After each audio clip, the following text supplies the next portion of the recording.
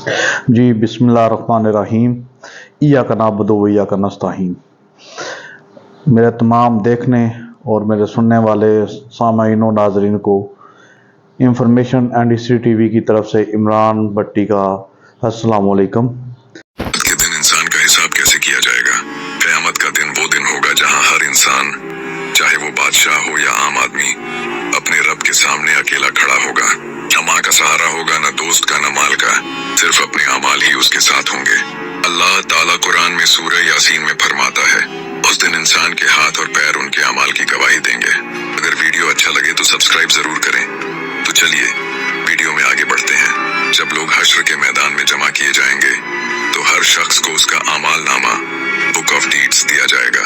जो नेक अमल वाला होगा उसका किताब दाहिने हाथ, राइट हैंड में दिया जाएगा। वो खुशी से पुकारेगा, लो पढ़ो मेरा अमाल नामा। ये बात सूरह अल-हाक्का में है। और जिन्होंने गुनाह और नाफरमानी की उनका किताब बाएं हाथ, लेफ्ट हैंड में दिया जाएगा। वो लोग चीख कर कहेंगे, काश मुझे मेरा किताब न मिलता। फिर अल्लाह के हुक्म से हर इंसान के अमाल को एक तराजू, जिसे मीजान कहा जाता है, उस पर तोला जाएगा।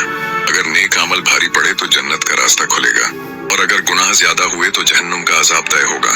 अब सल्लल्लाहु अलैहि वसल्लम ने फरमाया, क़यामत के दिन सबसे पहले नमाज का हिसाब लिया जाएगा। अगर वो दुरुस्त हुई तो बाकी अमाल भी दुरुस्त होंगे। ये हदीस तिर्मिजी की है। उस दिन इंसान झूठ नहीं बोल सकेगा।